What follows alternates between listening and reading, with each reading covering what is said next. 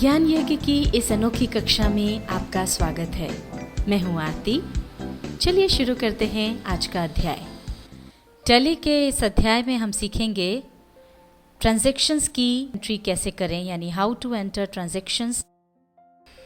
एक बार आपको फिर ध्यान दिला दें, ट्रांजैक्शन एंट्री करने के पहले फीचर्स के अंतर्गत अकाउंटिंग फीचर्स में जितने भी फीचर्स हैं उसमें से अलाउ इनवॉइसिंग फीचर को छोड़ करके बाकी सारे फीचर्स आप बंद कर दें। इस बारे में हम आपको टैली के पार्ट 20 में भी समझा चुके हैं। आइए अब हम देखते हैं हमारा अगला ट्रांजैक्शन। अगला ट्रांजैक्शन भी 5 अप्रैल का ही है। मोहन सोहन एंड कंपनी से नगद माल खरीदा 7,000 रुपये का। प्रभावित होने वाले खाते वही हैं, परचेज अकाउंट और कैश अकाउंट, जो कि नॉमिनल अकाउंट और रियल अकाउंट के अंतर्गत आते हैं। और नियमानुसार यहाँ पर परचेज अकाउंट डेबिट होगा, कैश अकाउंट क्रेडिट होगा। अब हम देखते हैं इसका इनवॉइस।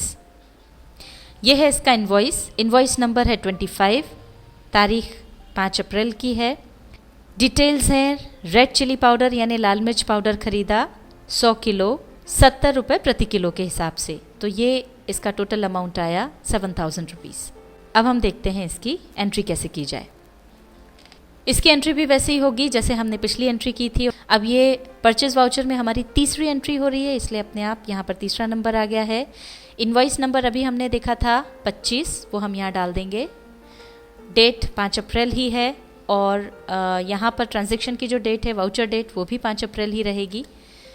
एंटर प्रेस करके आगे हमारे क्रेडिट होगा कैश अकाउंट, तो हम कैश सिलेक्ट करके एंटर प्रेस कर देंगे। अमाउंट यहाँ डाल देंगे 7,000 रुपीज़।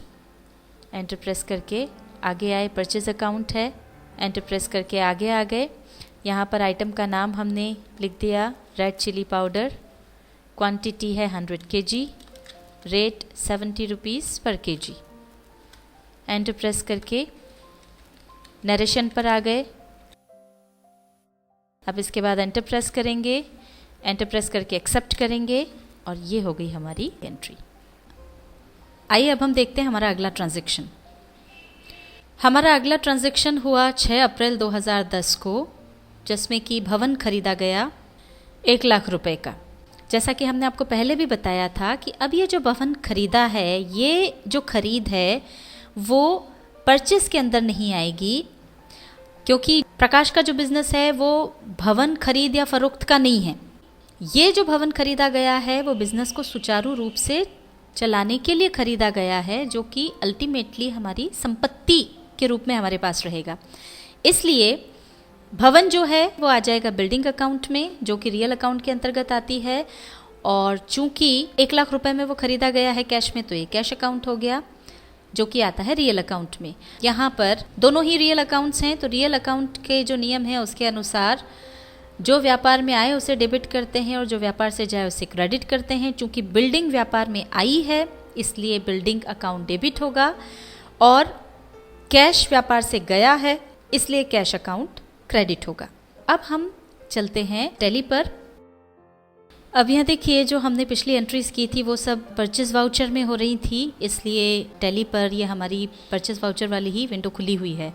पर अब चूंकि ये परचेज वाउचर में एंट्री नहीं जाएगी, ये अब हमको देखना है कि किस में जाएगी। यहाँ पर हम कैश पेमेंट कर रहे हैं, इसलिए ये जाएगी पेमेंट वाउचर में। F5 की प्रेस करें तो ये देखिए पेमेंट वाउचर वाली विंडो यहाँ पर खुल गई।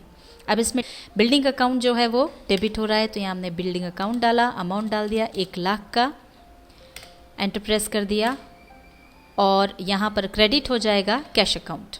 अब यहाँ पर ये देखिए हमारी डेट जो है वो हमने चेंज नहीं की है, 5 अप्रैल है, जबकि हमारा ट्रांजैक्शन 6 अप्रैल का है।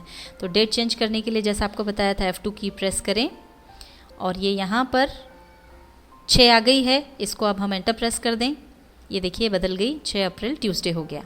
अब एंटर प्रेस करते हुए हम नीचे आ जाए, नरेशन हम लिख देंगे बॉट बिल्डिंग।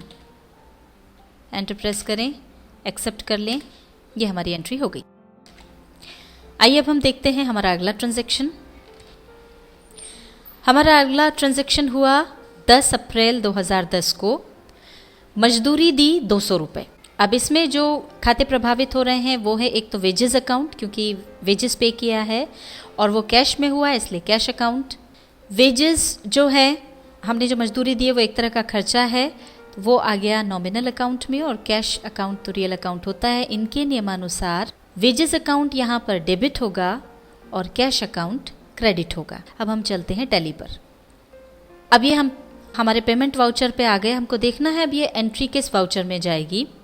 माल खरीदने को छोड़कर के जब भी हमको पेमेंट करना है, चाहे वो वेजेस के लिए हो या हमने कोई संपत्ति खरीदी हो, जब भी हम कैश पेमेंट करेंगे या बैंक के थ्रू पेमेंट करेंगे तो ये पेमेंट वाउचर के अंतर्गत जाएगा। ये यहाँ पर वाउचर में यहाँ पर नंबर बदल गया है, नंबर 2 ये आ गया। अब सबसे पहले हमको यहाँ पर देना है डेबिट। डेबिट हो रहा है वेजेस अकाउंट, तो ये हमने लिया। यहाँ पर हमने 200 रुपये डाल दिया। अब हम तारीख जो है वो बदलेंगे। इसके लिए F2 की प्रेस करें। यहाँ पर हमको 10 तारीख लेनी है। 10 तारीख हमने ली, एंटर प्रेस किया है, देखिए तारीख बदल गई। अब वेजेस अकाउंट डेबिट हो गया है तो क्रेडिट जो है वो होगा कैश अकाउंट। नरेशन हम लिख दें पेड वेजेस, एंटर प्रेस किया, एक्सेप्ट कर लिया।